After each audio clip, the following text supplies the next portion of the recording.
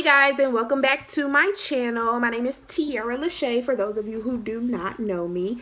So today I am going to basically do a story time and introduce you guys to my favorite person in the whole world, which is my daughter.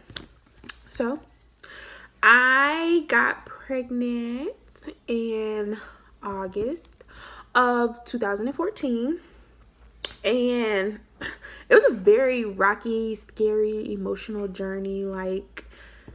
And for a long time I thought I couldn't have kids because when I was 16 I had two ruptured cysts on my ovary. And if any of you have ever experienced it or know about it, you do know that not being able to bear kids is an effect from it. So me and my boyfriend, we tried for like a long time to have kids, and it just wasn't working out. So for the longest I just thought that I wasn't able to have kids. So when I found out that I was pregnant, which was, I want to say, about 4 or 5 years after I took my birth control out, I found out I was pregnant, and like I was really excited. And then I went to the hospital and I got the test and everything. And you know how like at first your hormone levels are really high, and then like it can just decrease like in a matter of a minute. Yeah, that was me. So it was really scary, like just to think that possibly I could have a miscarriage and not be able to go through with my pregnancy. So when my levels went back up after I went back and got checked again, like I was super excited. I prayed over her so much from that day all the way to the end of my pregnancy. Like I just didn't want anything to happen to her, and I couldn't bear like going through the whole pregnancy and then like anything happened, because you know anything can happen when you are pregnant. Like you just never.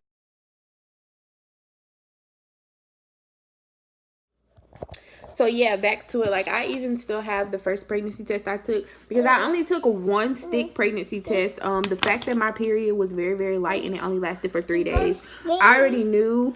You broke this. I already knew that obviously I was pregnant. She just broke the clamp that I saved from where they stopped the umbilical cord, which I still have hers as well too. Like I kept everything.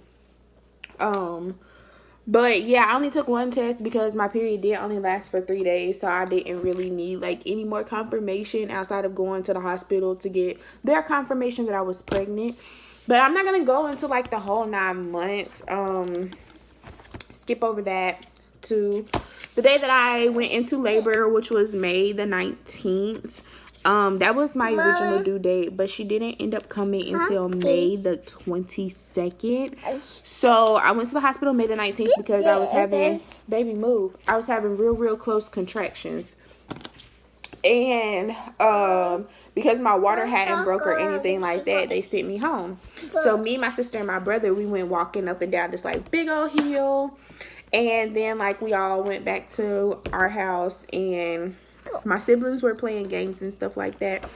And I was just watching TV because my stomach was cramping. And little did I know, I was actually, like, my water was leaking.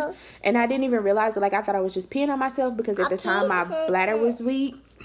So I just cleaned up that day. And I went to sleep. And then, like, at 5 o'clock in the morning, I woke up in a puddle. Not a big puddle, but a little puddle, because my water was still leaking. And so at like 8 o'clock in the morning, I went to the hospital, and they tried to send me back home because they said that my water wasn't leaking or anything like that. As soon as I got up to put my clothes on to be discharged, like my water just splashed right in the middle of the floor. The nurse came in and she was like, "Oh my gosh, you were so right. I'm sorry. Let's get you a room." Y'all, 16 hours of labor, not counting from the 19th to the 21st when I actually had her, but 16 hours active labor.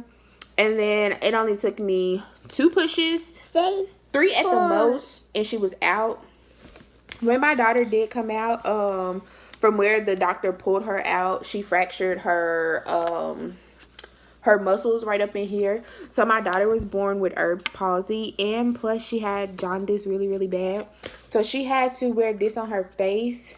And if I can find a picture, I'll put it somewhere in here. But she had to, this covered her eyes, this went over her head, and she had to sleep up under blue lights And then her right arm, like, it was just like this on her. So she couldn't really move her right arm or anything like that.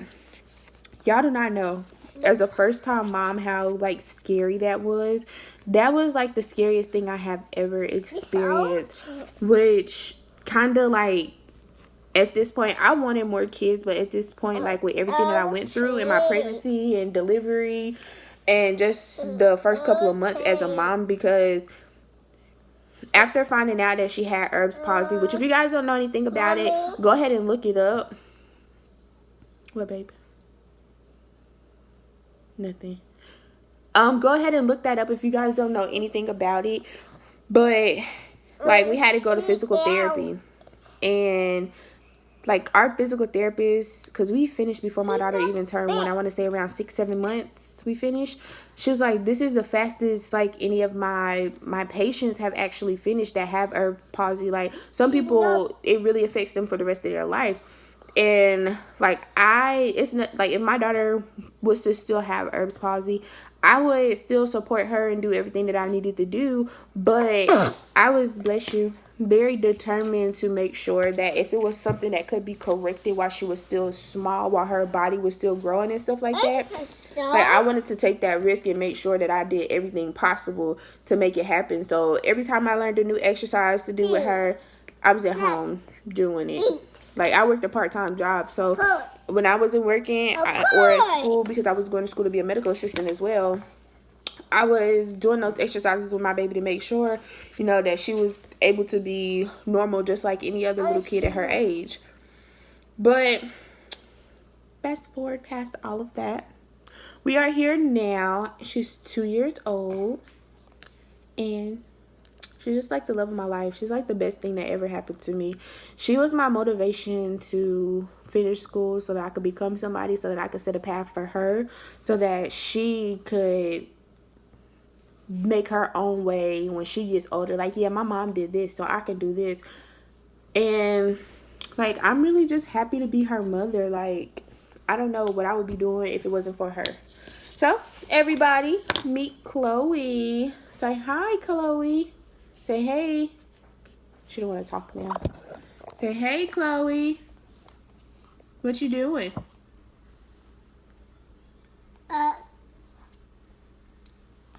Doing? Yeah, what's your name? She don't know it's Yeah, it's a test. it's on teeth. She don't want to talk. But anyways, so that is the end of this story time. If you guys did like this story time and you would like to hear more story times, just leave comments or hit me up on Instagram. My Instagram name is in the front of my video. But yeah, go ahead and give this video a big fat thumbs up. Subscribe, and we will see you later. Say bye. Chloe, say bye. Say bye. Anyways.